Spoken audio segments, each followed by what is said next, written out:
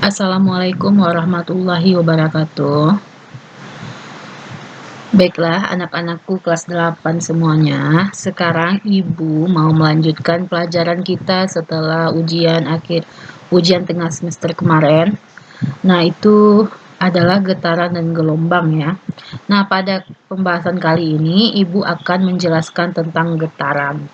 Nah, getaran itu adalah gerak bolak-balik di sekitar titik setimbang. Nah, gerak bolak-balik ini dia terjadi secara periodik. Contoh getaran dalam kehidupan sehari-hari itu contohnya adalah gempa bumi ya.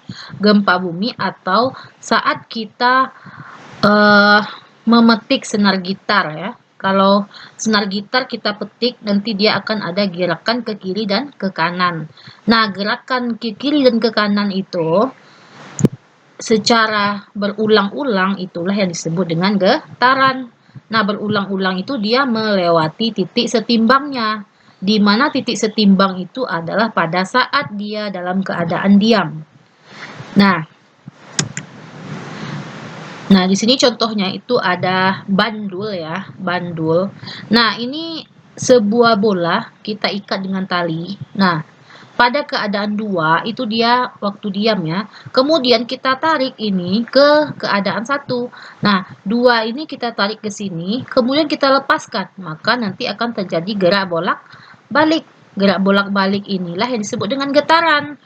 Gerak bolak-balik yang melewati titik setimbangnya, di mana pada gambar ini kita lihat titik setimbangnya itu adalah nomor 2. Nah, dari 2 itu mempunyai jarak ke 1. Nah, jarak dari 2 ke 1 ini disebut simpangan terjauh. Nah, nanti kalau misalnya pada posisinya di sini misalnya, itu juga disebut simpangan, tapi bukan simpangan terjauh. Jadi simpangan terjauh itu adalah disebut juga dengan namanya amplitudo ya. Nah, amplitudo. Nah, 2 ke 1 itu amplitudo, 2 ke 3 itu juga disebut amplitudo. Pokoknya amplitudo itu adalah definisinya simpangan terjauh yang kita hitung dari titik setimbangnya. Nah, mana yang disebut dengan satu kali bergetar? Nah, satu kali getaran itu adalah ketika dia dari posisi awal, kemudian dia kembali lagi ke posisi awalnya. Contoh, nah ini posisi awal misalnya 1 ya. 1 itu kita lepas bolanya, nanti akan terjadi gerakan bolak-balik. Nah, bolak-balik ya. Nah, ketika dia sampai lagi di titik 1, itu disebut dengan satu getaran. Nah, berarti dari 1 melewati 2, kemudian 3, kedua lagi, ke 1 lagi, itu disebut dengan satu getaran. Nah, sementara kalau 1, kedua, ketiga, nah, dari 1 ke 3 itu baru setengah getaran, karena dia belum kembali ke 1 lagi. Nah, kalau dia dari 1, kedua, ketiga, kedua, itu baru 3/4 getaran, belum 1 ya. Nah, sampai di 1 itu baru satu getaran. Apakah kita hitungnya hanya di 1 saja? Tidak ya. Kita bisa hitung di 2. Nah, misalnya 2. 2 nanti kita ayunkan ke 1, kemudian dia bergerak. Nah, kembali ke 2, ke 3, kemudian kembali lagi ke 2. Itu disebut satu getaran. Nah, dari 3 juga seperti itu. 3, 2, 1, 2 di 3. Itu satu getaran. Nah, kemudian, di getaran itu kita ada kenal istilah periode dan frekuensi getaran. Periode itu dilambangkan dengan T besar ya. Nah, di mana periode itu adalah waktu yang diperlukan benda untuk melakukan satu kali getaran. Jadi kan dia dari 1 ke 1 lagi, yang tadi ya, gambar yang tadi. Dari 1 ke 1 ini lagi, itu dia butuh waktu. Nah, waktu yang dibutuhkan untuk kembali ke nomor 1 ini lagi, itu yang disebut dengan periode ya. Nah, di mana mencarinya itu adalah T sama dengan T kecil dibagi dengan N. Ya, T kecil per N. Nah, di mana T kecil itu adalah waktu selama bergetar, N itu adalah jumlah getaran, itu satuannya kali ya. T besar itu periode getaran. Kemudian ada frekuensi. Frekuensi ini dilambangkan dengan F ya. F kecil ya. Frekuensi itu apa? Banyaknya getaran tiap satu satuan waktu atau sekon. Nah, seperti gambar tadi. Kalau kita hitung ya, misalnya selama 5 sekon ada berapa getaran itu? Nah, ada berapa getaran? Nah, kita sebut ya, misalnya seperti pendulum yang ini ya, kita lihat 1, 2, 3, 2, 1, itu kan satu getaran. Nah, kita ayunkanlah bola tadi itu selama 2 menit. Nah, ada berapa kali dia berbolak-balik ke tempat yang sama?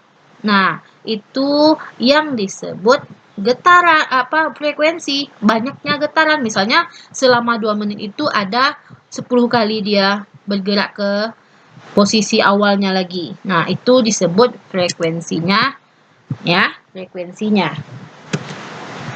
Banyak getarannya ya. Kemudian frekuensi itu rumusnya adalah N per T. Kebalikan dari periode tadi.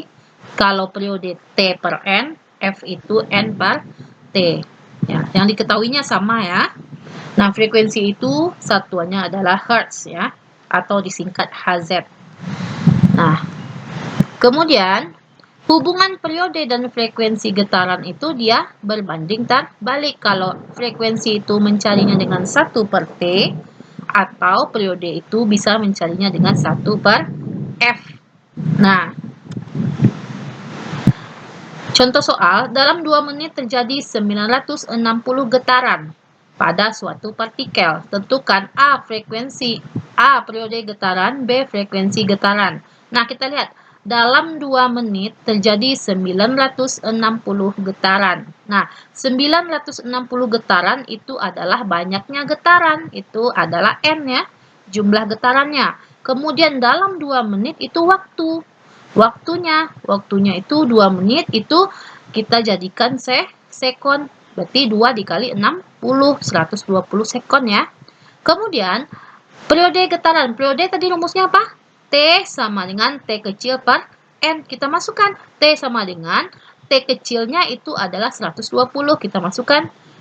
N-nya itu 960. Kita masukkan. Nah, kita bagi sama dengan 0,125 sekon. Nah, itu yang periode. Kemudian frekuensi. Frekuensi itu kebalikannya. Atau ketika kita sudah dapatkan periode, kita bisa dengan rumus cepatnya F sama dengan 1 per T saja, atau dengan rumus yang ini juga bisa. F sama dengan N per T. Nah, N tadi 960, T-nya 120. Berarti frekuensinya 8 Hz ya. Nah, cukup sekian dulu video dari Ibu. Silakan ini dikerjakan di rumah. Nah, nanti tugasnya itu dikirim ke Ibu ya. Ya, selamat mengerjakan. Assalamualaikum warahmatullahi wabarakatuh.